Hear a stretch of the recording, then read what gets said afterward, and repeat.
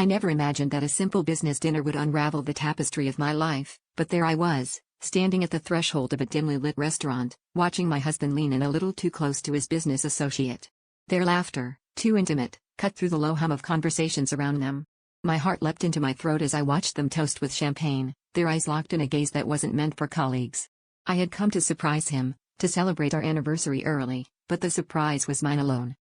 As I turned to leave, I overheard the words that would change everything.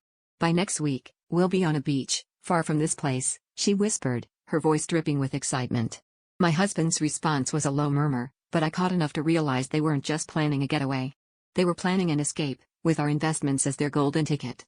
The realization hit me like a freight train. This wasn't just infidelity, it was betrayal on a scale I couldn't comprehend. The man I had trusted with my life was plotting to start anew, leaving me in the ashes of our shared dreams. I stormed out, my mind a whirlwind of rage and disbelief. Confrontation was inevitable, and I prepared for the storm that would follow. But as I reached home, something inside me shifted. I needed to act, not react. The thought of fighting fire with fire crept in, and I found myself sitting at the kitchen table, devising a plan.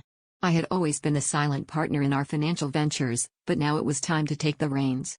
By the time he returned, feigning innocence, I had already contacted our lawyer, freezing the accounts and setting the stage for a confrontation he wouldn't expect. When he finally walked through the door, his face betrayed nothing. But as I laid out the evidence, the tickets, the stolen funds, something in his eyes flickered, a mixture of guilt and something I hadn't anticipated, relief. It was then I realized that the betrayal wasn't just his. I had been betraying myself all along, ignoring the signs, clinging to a fantasy. As he stammered through excuses, the twist became clear. This wasn't just the end of a marriage, it was the beginning of my liberation. The final shock wasn't his infidelity or the betrayal of our partnership, it was my awakening to a strength I never knew I possessed.